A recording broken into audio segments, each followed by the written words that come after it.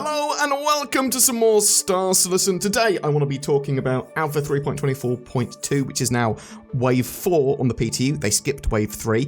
I want to talk about some FOIP. We've got a tech preview for more server meshing stuff coming Thursday. Alpha 4.0 is making progress and CitizenCon is just around the corner. I want to talk a little bit about Alpha 3.24.2 today. I thought I'd do a little bit of FOIP because a load of people were talking about getting significantly better results in 3.24.2 with face over IP using some other programs and stuff to help with it. I've not been able to get other programs working. So people are using like NVIDIA Broadcast and virtual cameras. I can't get Star Citizen to appropriately detect a virtual camera or NVIDIA Broadcast. And there's some cool features in there which would be awesome to get working, because I've been able to get my webcam working a lot better with NVIDIA Broadcast and stuff like that. So like there's got like eye contact, so it keeps on pretending that you're looking into the webcam, which is really disconcerting. But it's really, really good for, well, should be good for face over IP. And there's some cool stuff you can do with just sort of cleaning noise and making your camera look better for face over IP stuff. But just setting your camera up correctly, because I'm using a C922 Logitech camera, you can get good results just natively anyway. Like that's what I've got going on here. I can wink my eyes. I can do weird stuff with my face. My face is pretty weird anyway. I've just realised my tongue doesn't move, but you can see my tongue. Sometimes you have to recalibrate if your face like droops a little bit, but it's pretty good. And all you've got to make sure is that you've got your flicker settings correct. That's the sort of main thing. Because if you've got, basically if your camera's flickering, your face will vibrate like that. But yeah, it's there's been a load of little updates to face over IP. And Sean Tracy has said that there are some additional things that are going to be happening with face over IP and some updates to that sort of stuff at CitizenCon. So we do know that Toby are going to be at CitizenCon, and it's quite possible that they've got the sort of some face over IP hardware or maybe Faceware are going to be doing. We'll have to wait and see exactly what's going on with that, because like Faceware have been doing the software and all of that sort of jazz. But you can have a relatively good experience now with face over IP without setting it up much. This is just wham bam. I've gone for high resolution over higher frame rate. That's going to be based on you testing whether you want higher res or higher frame rate for your camera. But yeah, it seems to work pretty well. Tell me what your experiences of face over IP are. Do also want to say that while I'm here, that Alpha 3.24.2 is looking and feeling really great now. It's Wave 4 on the PTU. They sort of skipped Wave 3. So it's going to be open PTU real soon. This patch almost certainly going to be live by or on CitizenCon. It's built on the 4.0 code base, so they've been rooting out basically 4.0 bugs. Clouds are looking a bit better. They're a little bit less fuzzy. Transit systems seem to be working a lot better. Significantly less jank. Don't make me a liar. Don't make me a liar, Shuttle. Oh, he's a little jank. He's a little jank, isn't he? Oh, good luck. Good luck, lads. If you make it to your destination. Oh, is it going to vibrate as it leaves? That's just some little thrusters making sure it's getting to where it's supposed to be going. Oh, a little bit wobbly. It's okay. Godspeed. Godspeed, you lads. Star Citizen Alpha 3.24.2 is now Wave 4. The Zeus ES and CL are in that patch and are both available on the PTU for Evocati, as well as actual owners of the ship. And I believe players that get Wave 1 invites to the PTU also have access to that. So that will be subscribers, the top tier sort of concierge, and some of the most active testers and bug reporters.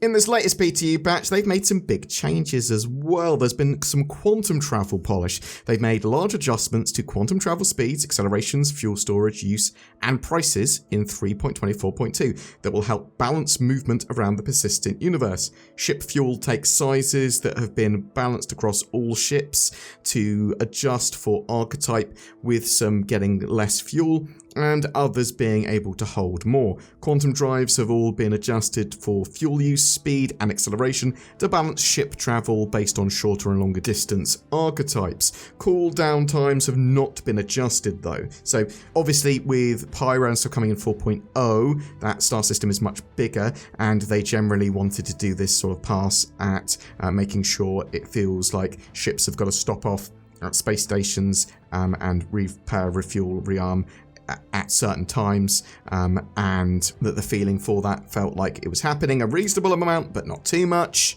At the moment, though, it does appear that fuel costs and prices are pretty high, with a reasonable amount of players complaining that mission payouts don't even cover the cost of your fuel. So although this is currently being worked on at the moment, I think they've got a little way to go. Obviously, it's just some number tweaking and stuff, and they need to work this stuff out. If you've got access, then jump in and tell me what you think, but I suspect this will be changed very quickly. Also, it's wave 4 on the PTU at the moment, 3.24.2, which means that open PTU, which is typically wave 5, is just around the corner. Cannons have also had a max ammo and regen balance pass. All sizes of cannon have had their regen rate and held ammo count reduced to balance against repeaters. Some other bits, they've modified the default ship power distribution to allocate full power to most pools, but less to triangle pools. Zeus art, lighting, and interactions have received a polish pass. There's been an MFD polish, adding support for multiple pips connected together. They have greatly increased ship turret health pools. They've reduced the Hercules A2 and C2 countermeasure amount. They've also added new textures and materials to the holographic MFDs. People are not liking the current MFDs in this build. It seems the holographic ones, they seem to be quite flickery. I am assuming it's a bug, but it'll be interesting to know where this goes. I suspect they'll get tweaked so they look a bit better. They've improved the Prospector radar grounding effects as well. The Ghana rifle has received a recoil pass, slightly increasing its visual recoil, but generally just increasing the overall recoil of that weapon. They are really ploughing through and getting loads of fixes done to this patch as well. So expect in the next few days leading up to CitizenCon, there will be just really trying to get rid of many of the bugs as possible. There are still some really annoying ones they have yet to solve, though, with things like trying to quantum jump, but you've got an obstructed destination even though you haven't, and your quantum drive might not initiate. Then you have to take all the power out of your systems and then power everything back on. Issues with hangars and spawning ships and AI. I don't think harvestables are on planets yet. And there's loads of other little problems as well. I suspect there's a few other big ones that people are noticing. I would expect some surprises with this patch, some like new ships and vehicles to turn up for CitizenCon. There is an absolute ton of features crammed into this point patch as well. And as I've said multiple times, it's actually the 4.0 code base that a lot of the bugs they're hunting now are going to make that 4.0 process significantly easier and more palatable, getting it through PTU, actually being able to test its features much more easily. With that in mind, there is a tech preview for server meshing coming Thursday. At least that's the plan. I'm expecting this to be on the 3.24.2/4.0 code base, this test this time around. Cloud Imperium are also going to be making a load of optimizations, hopefully being able to get a really stable 6 servers on a single shard and 1,000+ players on that shard all at the same time, because it was magnitudes better in the last test compared to previous, but they're still having crashes and slowdowns after they go above like 500 players and 3 servers. And CIG recently said that on the Alpha 4.0 front, the team is making solid progress and looking forward to releasing it to Evocati. More news on that later. New frontiers await in Pyro, and we can't wait to take the jump with you. CitizenCon, it's just a week and a few days away. End of next week, we got CitizenCon. Really looking forward to that. It's going to be big. There's going to be loads of announcements there. I'm very much looking forward to anything they can tell us about what's happening beyond 4.0, homesteads. Is there going to be a Squadron 42 release date announced? That is what, that would be so cool. Am I going to get combat exosuits? Things like that. Let's hope. Anyway, thank you very much for watching. Please tell me what you think in the comments below. I would love to hear from you. Are you playing in 3.24.2 at the moment? What's your experiences of that? Is there anything you love there? Anything you hate there? Do you feel like some of the changes they're making in 3.24.2 are a bit slapdash? I think that potentially they're trying to go, oh, let's try and get this in for 4.0 for whatever they've got planned at CitizenCon to show us. And because of that, it's sometimes not it feels a bit rushed, certain elements of these things. But what do you think? I'd love to hear from you. Thanks so much for watching. Listen to this guy about NordVPN because you should get that VPN. Oh, it's so exciting.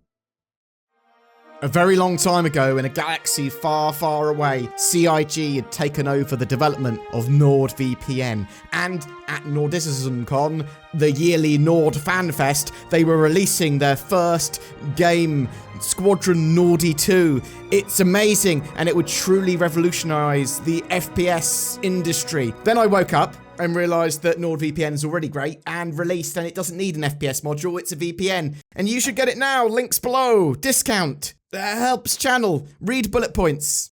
Every month we have a ship giveaway. For October, it's for a Drake Corsair with a game package and lifetime insurance. All you have to do to be in for a chance of winning that lovely Star Citizen access and ship that can be used for exploration, but it's also this cool little multi-role, multi-crew ship. You just need a comment on any of our videos made during October. That will go into the hat. It's not a hat, it's a spreadsheet. It goes into that, and then a random person is chosen. With the addition of Alpha 4.0 and Pyro, there's going to be tons more to see and explore. The Corsair is perfect for that. Good luck. Please consider supporting the channel as well. We've got the join button under our videos that will make you a channel member. That goes a long way in supporting the channel, as does becoming a Patreon. It's pretty much the same thing, but for different mediums. You can also like, comment, share, or sub, things like that. That all helps with the channel hugely. We are also gathering questions for CitizenCon, so chuck those in the comments below as well. If I find any appropriate devs, I will ask your question, or I will probably amalgamate lots of questions together and make them more concise. Thank you so much for your support and watching, and I hope you have a great October.